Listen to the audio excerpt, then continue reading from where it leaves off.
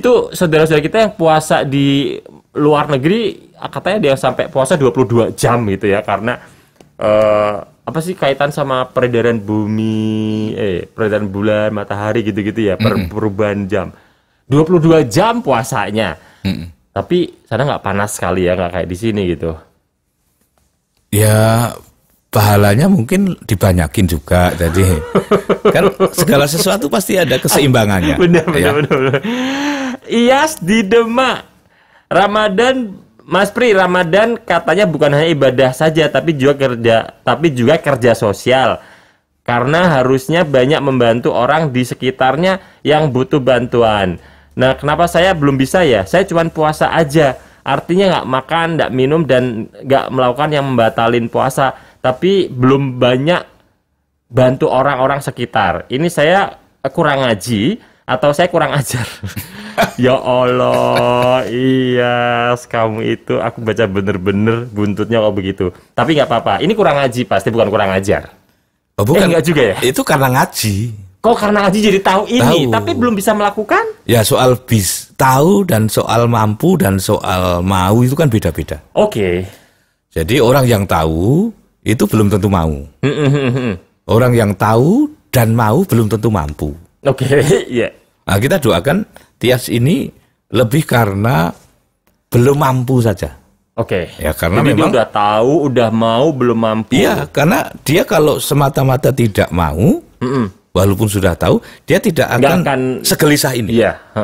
Ini adalah bibit kegelisahan. Nah, dan itu bagus ya. Oh, sangat bagus karena itu dorongan pertumbuhan. Misalnya kita pengen kita kan sering gelisah itu melihat orang berprestasi. Kok nggak bisa ya? Gelisah melihat orang lebih kaya.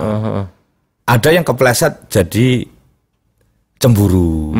Ada yang kepleset lagi jadi dengki. Ada. Tetapi sebetulnya itu bibit-bibit itu. Bibit-bibit bahwa kita gelisah kepada pertumbuhan itu. Nah, Iyas ini pertanyaan ini membuktikan bahwa ia sedang memasuki fase-fase gelisah itu. Oke. Ini akan mencemaskan kalau dia tidak gelisah justru. Oke, benar. Kan dia udah tahu ya, udah tahu tapi nggak gelisah gitu. Berarti nggak mau tahu, nggak mau tumbuh gitu. Iya. Nah, hebatnya kegelisahan itu, yang penting jangan terpleset menjadi cemburu dan menjadi dengki. Oke. Agar kegelisahan itu jurusannya nanti lebih mengarah ke doa. Iya. Nah, karena doa itu sebetulnya 3/4-nya berisi praktek doa itu. Doa itu 3/4-nya berisi praktek. Misalnya begini, orang yang di dalam hatinya berdoa, ya karena galau melihat ada seseorang kok sudah sanggup melakukan ini, ya, dia pasti di situ imajinasinya, ya, betul. Terus setelah imajinasinya di situ, kalau ada itu entah di radio, entah di TV, entah di koran, pasti dia baca. Oke. Ya, benar. Kalau itu sedang jadi isu, pasti dia tertarik. Kalau itu diperagakan oleh seseorang itu pasti menjadi idola dia. Oke. Kalau sesuatu itu sedang ada di daerah tertentu, apalagi kok dekat, dia pasti ke sana. Ya, doa itu hampir lebih dari setengahnya isinya itu. Sehingga hidupnya akan mengarah ke situ terus. Oke. Wow, yes, you are on the right track loh kalau begitu ya. Iya, maka ini modal awal yang sangat baik. Coba kalau kita menggemari seseorang, ya, hawa kita itu ke sana terus loh. Aku pernah ngalamin betul-betul waktu itu zaman-zamannya politik lagi heboh-hebohnya ya, tahun 98-an lah ya. Iya. Aku sangat adore sama satu tokoh, dia kampanye kemanapun, ya tapi nggak sampai keluar negeri, keluar Jawa ya, ke Malang, ke Surabaya, ke Jogja, aku ke sana, gila ya, ampun. Iya. Rhoma Irama itu pernah menceritakan tentang salah satu fan-nya yang gila. Dia orang luar Jawa. Iya. Tapi kemanapun Roma show, dia selalu ada. Dan kalau berangkat itu bukan hanya langsung berangkat menonton pertunjukannya. Sepanjang mungkin dia itu menguntit Roma dari keberangkatan dari rumah menuju panggung itu. Karena itu ada sensasi tersendiri, ada rasa. Ya, gitu. ya begitulah orang kalau doa itu sudah menginternalisasi. Yang luar biasa, dia kan naik sepeda motor. Roma masuk tol itu dia ikut. Udah itu membuktikan kalau orang udah posesif ya, bahkan hilang akal ya, akal sehatnya ya. Oke, yes, thank you banget di Demak ya, Ibu Hanifa di Semarang Selatan banget. Ya Allah, Semarang Selatan banget. Aku membayangkan udah coret ya. Solo itu sudah. Mas Pri, mulai puasa itu saat imsak atau subuh sih, karena di sosmed sama WA group ya, ada yang bilang subuh. Terus apa yang terjadi kalau kita nggak sahur? Soalnya saya nggak pernah nggak sahur kalau puasa. Kalau nggak sahur, ya saya nggak puasa. Ampun ya Allah, baik. Beliau nggak pernah tidak berpuasa tanpa sahur gitu lah maksudnya. Yeah. Jadi harus sahur ya? Harus sahur.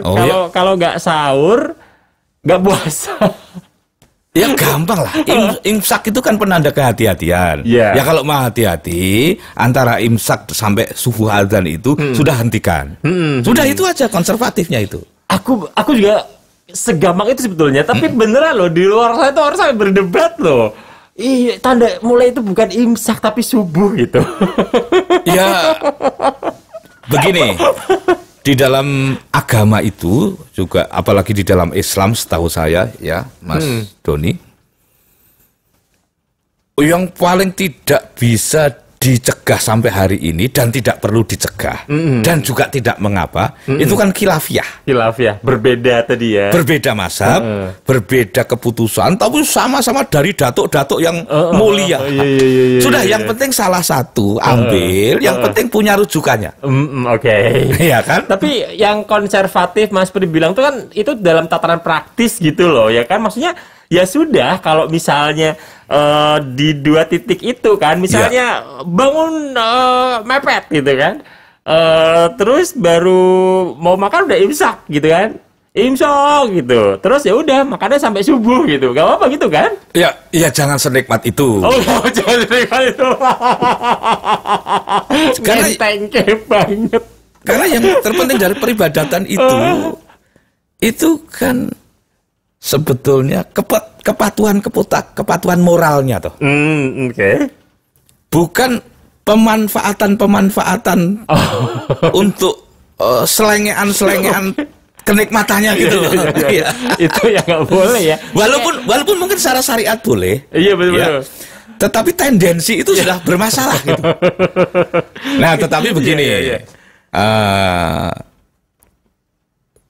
Gus Baha itu mengajarkan bahwa khilafiyah bahkan dari yang kecil-kecil yang tampaknya teknis dan sederhana itu jangan rampung hanya berdebat antar teman. Nanti bertengkar kita itu. Ya. Kita ini sudah di zaman Google, juga punya banyak kiai-kiai, ustadz-ustadz muda, punya teman-teman ahli agama, itu sekarang banyak sekali. Oke. Sekarang ini bahkan dokter sudah ada aplikasinya. Iya. Anakku kemarin konsultasi dengan aplikasi itu, sekarang sudah mendapat obatnya. Nah, segampang itu sekarang ya. Segampang itu yang penting ngaji aja gitu ya. Ngaji aja. Dan Gus Baha itu mengajarkan, ini kiai yang sangat brilian, Gus Baha ini. Semua ada induk ajarannya. Dan di Indonesia itu mostly adalah mazhab Syafi'i. Oke. Ya sudah, di tracking saja. Penerjemah Imam Syafi'i itu di tracking aja ketemu nanti. Oke. Jadi kalau kita berdebat hanya dengan teman sekamar, teman sekelas, nanti jadi cemen. Yoi. Langsung, ini aku mengikut mazhabnya Syafi'i, selesai. Oke. Tapi ya benar-benar di tracking. Iya, benar. Oke, baik. Itu tadi Ibu Hanifa ya, Semarang Selatan banget, kata Mas Pri, Solo tuh gitu. Alright.